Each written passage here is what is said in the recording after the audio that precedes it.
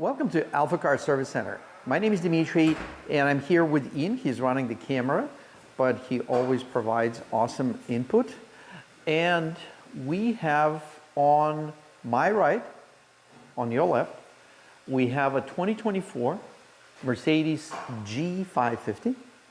And on my left, on your right, we have the 2009 G550. G550. And the difference in these two, while they look very similar, is quite dramatic. The fundamental difference is that this customer bought this vehicle almost new, and it's here to prevent rust. So we're actually doing a rust preventive treatment there. Over here, this customer purchased this vehicle pre-owned and not from AlphaCars, and this vehicle had thousands of dollars worth of rust damage, which is not uncommon. It's very common if you do not do rust preventive treatments. To minimize that damage, you do this. When you have the damage, you bring it to AlphaCars and you save the G-Class. It will look awesome as this one. With this video, we're going to show you some differences and between the two G-Classes, and we often ask the question, because we work on G-Classes, what do you think of new one? So the new one is awesome. It's an unbelievable vehicle, and there are so many reviews and they're all accurate. They often lack what happens under the vehicle. So just look at this and you can answer this question. Look at this vehicle. Look at how beefy the front end is. Look at the size of everything. It can actually go through some rocks. This will take lots of off-road abuse. Absolutely. You can tell it has that military, over-engineered, heavy-duty design. Yes. It has no control arms. It has no ball joints. It will take a lot to damage this. Can this be damaged? Yes, but it will take a lot. And look at these suspensions. So it's a solid axle, and it literally, there are no control arms. There's just a tie rod end on this side, and there are tie rod ends on that side, and that's it. That's all. So let's take a look at the suspension of the G-Class, which is a beautiful, luxurious vehicle that looks very similar to the original G-Class. It just doesn't have, it cannot have the same off-road capabilities. It has a luxurious suspension with a fancy electronic control. It can do awesome things on the road. It can do some cool things off-road, but in a very gentle way, if you are gentle with it. Because just imagine if you go into a semi-firm object, like a pile of sand, with this part of the car. It's going to cause thousands of dollars worth of damage, and it will most likely strand the vehicle, and you will be stranded with it. So there are a lot of parts here that can be damaged, and all this is, these are control arms. The control arms have bushings. Control arms have ball joints. All these are wearable components, and breakable components too. And bendable components, like this knuckle, it will not take long to bend it. So you would want to keep all that in mind when you're operating these off-road. Yeah, if you want to go on a dirt road, on the sand, fields, this will do fine, but don't expect it to dive into extreme off-roading. But there are a lot of positive with this that Mercedes did to prevent rust damage. We covered that in one of the videos, and we'll just briefly mention it. So these moldings, see these moldings? This is all plastic with minimal point of contact against the paint. And then where it contacts the paint, there is a layer of the chip guard that was applied from the factory before it was painted. So this is very, very good. Let's look at the old one. And for the G-Class owners that had these for years, you would see the moldings. Now this vehicle has been repaired at AlphaCars For cost savings, we save the moldings, we straighten them out. But the way these moldings are constructed, they're substantial. They're much more heavy duty than those moldings are.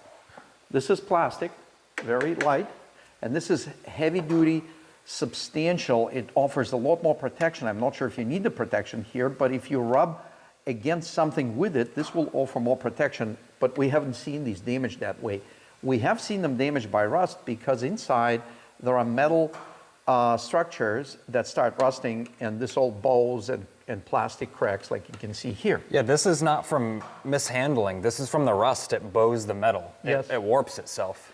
Yeah, and then what happens, not only the molding damages itself from rust, but the mounting points of the molding that go against the rocker panel, they create friction point, and very quickly they wear through the paint and the primer right to the bare metal, and then the rust starts from there, and eventually, and you don't see it, it just keeps growing and growing, and then the metal caves, and there is missing metal, and that's the most rust damage can do, is make the metal go away. So this vehicle did have a hole. This one did have a hole. Yeah, and we yes. did have to do the structural repair. Yes, so we have to do some welding. And then as you can see here, there is a line. So we did the same thing that Mercedes now does on the new vehicles. We apply chip guard before we install the molding. So this was all done here. And then the rust will travel, and it will travel under the sill plate, and it will rust under the sill plate, and there would be damage right there. I'm not sure if this one had that, but many of them do. And staying in this area, both these vehicles have the running boards or the side steps removed. Absolutely. Let's take a look at those because they're Yes. quite different. They made a good improvement with these as well. They made a huge improvement, and then they can still, even that improvement can still be improved for rust protection. So this is the original one, and this is the typical way of setting up a running board. It has heavy-duty brackets. These have been reconditioned by us. You see a little bit of orange stuff. You see that over there? So this orange stuff is a rust-converting primer that we apply. So this was all soaked with rust badly, so we had to chip the rust away. And then we apply rust-converting primer, and this is a chip guard applied over that. So these are going to go back on this vehicle. And then the rest of it is pretty good. It's stainless steel, and it holds up reasonably well. Right, Ian? We rarely see these. Yeah, they hold up well, but they take quite a lot of labor to take them off because these brackets go between the exhaust system, the heat shields, and that rocker panel. Yeah, so whether you need it for access servicing the vehicle or you need to remove them to actually make improvement to the running board brackets, this is a lot of work, and this hardware rusts, and it makes it even more difficult. So let's see what Mercedes did, and these are very heavy. The other ones weighed half as much. So the new ones is a significant improvement. And just so you know, from mounting standpoint, when you step on it, it's really 3 points that hold it to the vehicle.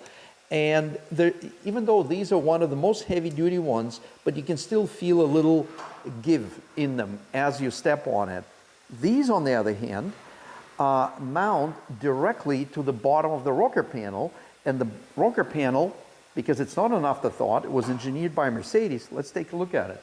This one, the bottom of the rocker panel is structural panel, and it has threaded rivets integrated in a certain pattern, and I'm sure it is an engineered pattern that allows for these structural bushings that are integrated in the running board. So it's literally, you bolt the running board literally to the bottom of the rocker panel. We think it's brilliant, and we think they did an awesome job with this. And it's so solid, like when this thing is bolted and you step on it, there's absolutely no give. And especially, it seems like the points of contact are kind of lined up with the doors of where the people would be stepping on it. Absolutely, that's So. exactly what it is. This looks like it's just a heavy gauge aluminum, and they do have enclosed areas on the inside, so we highly recommend spraying rust protective treatment to the inside of these. That's what we may be doing on this one. We're going to recommend that. And then also spraying rust protective treatment on this surface. It's very easy with them removed because, again, once it's installed, you're going to have dirt and sleet and anything that comes off the road is going to get stuck here. So that's all very important to protect. We're going to do that here.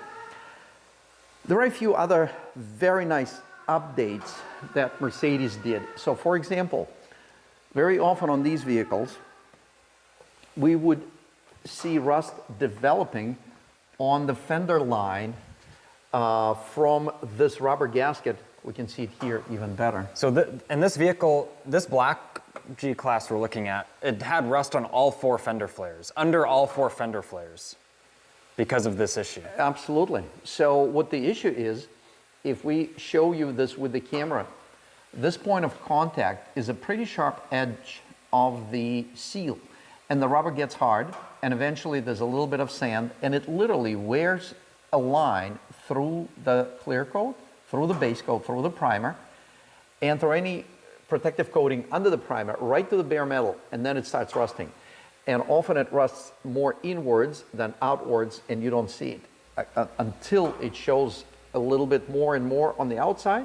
We take the flare off, and the whole thing is rusted. And that's only one of the issues with the flare. The other issue is the mounting point.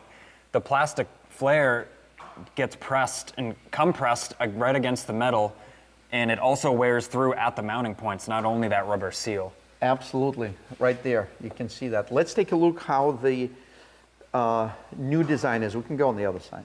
So a couple of things here. It's all service friendly because number one, these are now plastic nuts. And very often when we refer to plastic, we say it in a negative way.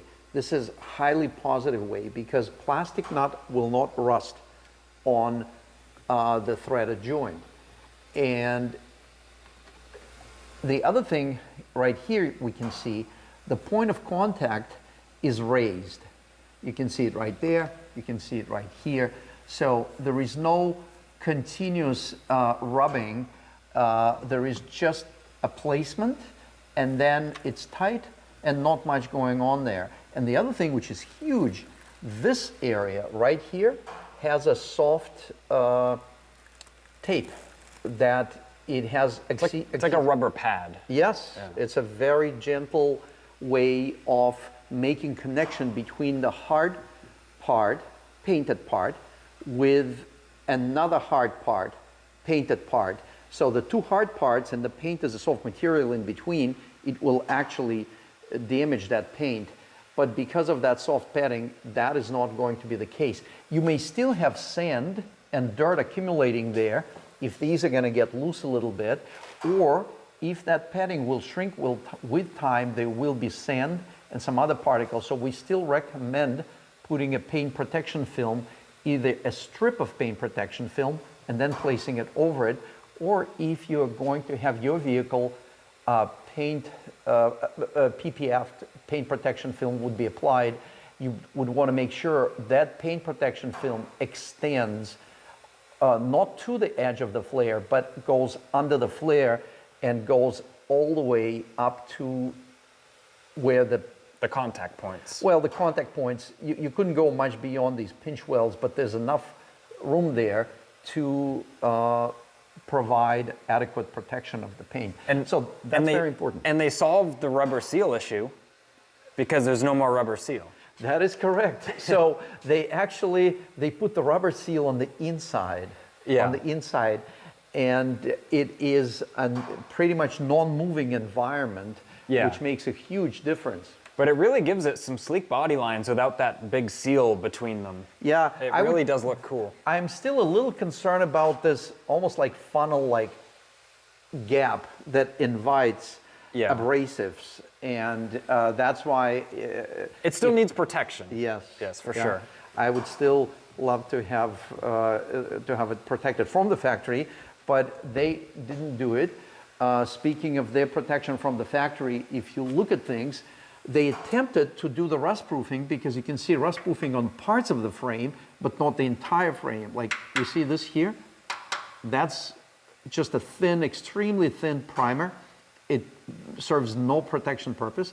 And then you have some wax oil type of material that's applied on the frame. And in a different video we showed where it's applied to the lower portion of the frame, but not the top. And it's certainly not applied to any of the enclosed areas of the frame or the unibody. So all those aspects we covered in a different video, which we are going to have a link for you in this video. And in this video, we covered the difference between two G-Class. So if you had two brand new ones, if there was that one available as a brand new vehicle, and you had this one available as a brand new vehicle, which one would you get? It would be great to have your comments on this topic. And we might sway your decision. Before we close the video, let's talk about the quarter panel seam. That is huge. This is huge. Thank you, Ian. Yeah. So let's make our way through. And by the way, check out these rubber caps. And this is just one side. So what these are the caps that we take off the vehicle to access the enclosed areas. And this is a good indication. You see some caps, and there aren't many of them, some caps have this material on them. And there's a little bit here, there's a tiny little bit here, there's one that has decent amount. So guess what? Those are the area where Mercedes made attempts to do protective coating. Where the other caps are, the coating obviously didn't get there in the quantity that would cover the cap, which means the material surrounding the cap not covered as well. That's why we're doing the rust protective treatment on this car, and that is a good indication of why we're doing it and why it's so important. So the seam that Ian was referring to, this one looks great on this vehicle, but if you looked at this vehicle, we refinished this one. That's why this one looks great. Well, we refinished it. And this was a challenging job because, again, this customer purchased it pre-owned, and it had some previous repairs that were of substandard quality. And the reason the repairs were done, because there was rust. And the reason we had to do it again, because not only the repairs were substandard, didn't look good, but the rust was shooting through again. Because you can deal with rust on the outside, but if you don't deal with it on the inside, it's sure gonna come back, and it's gonna come back in a much worse way. So there are a lot of cavities on the inside, body cavities, that go up, that are absolutely exposed. So when this wheel is spinning, vehicle going in that direction, a lot of stuff goes up there this way. So if you are in the rust belt with chemicals on the road in the winter, all those chemicals are propelled and pushed and shoved in those pockets. And then it starts rusting from inside right through the pinch weld, and it starts showing up here. So if you have a G-Class and you see some rust here, take it very, very seriously because, first of all, it's a structural seam. It's important to keep it tight and nice. But it's very hard to deal with it. And we have a method of how to reasonably reliable address that rust for it not to show up. And I think we have it in one of the videos where we show how we deal with that. But in any case, take that seriously, and this is very important. And by the way, I think we painted it up to this point. We didn't paint it up top. Yeah, we did a smaller area, Yes, I think, and we we're able to polish and do some touch-ups over there. Because we were concerned with quality of paint work here, and we just discussing this with the vehicle owner, we left that alone because it's still holding up, and if we were to open that up, it would most likely open up another can of worms. We're still, by the way, we're still working on this, and this was missing this tube. This is the original tube. You see the diameter? And this is our custom tube that we install when this one is missing due to rust. Yeah, this vehicle was shipped to us with this bracket broken off because of rust, and the shock was punching into the unibody structure. Yes. Because it was just free. And the bracket was rubbing against the unibody here. So, and we're still, so all the structural repairs done, all the surface rust repairs are done. We're still dealing with conditioning the rust and preparation vehicle for the underbody treatment. So there's still more work on this. But look at this. What are we missing here? We're missing the whole seam that is there. We're just missing it all together, and which is a good thing. And also, there are no exposed pocket here. We see the inner structure, and we just going to access that area on the inside, make the enclosed area product application. And what you would say, actually someone said that, and it was a reasonable question. So if it's an enclosed area, why would you worry about it? It shouldn't rust because it's not exposed, it's enclosed. We wonder what your answer would be, but they do rust. They absolutely do rust because there's condensation, there are still sand particles get inside, and there must be other reasons in addition to condensation. Unless it's airtight, which it's not, Yes. water will find its way in there. Absolutely. And a lot of that water is the salty chemicals. Yeah. And then they sit in there for a long time. And here's another biggest thing is the enclosed areas, like the exposed areas, we have a good amount of protection of the metal. Yes, we do paint protection, but the paint by itself is protecting metal. And there is no protection on the inside, minimal protection. So it's very easy for moisture and oxygen. All you need, moisture and oxygen, to start rusting. It's really like a dusting of, Yes. of primer. That's about it. Yeah, it is. And we can tell you that will be bonus footage if Ian decides to include it in this video. But we're going to show you bonus footage that's happening in the adjacent shop. But just to wrap this one up, it's, yes, the rear of the vehicle is very important. This one is nicely encapsulated. There is an enclosed area. We're going to get in there. We're going to protect it. With that, there was no way to really, yes, if this was a new vehicle, we could apply the protection right here, but this was not done.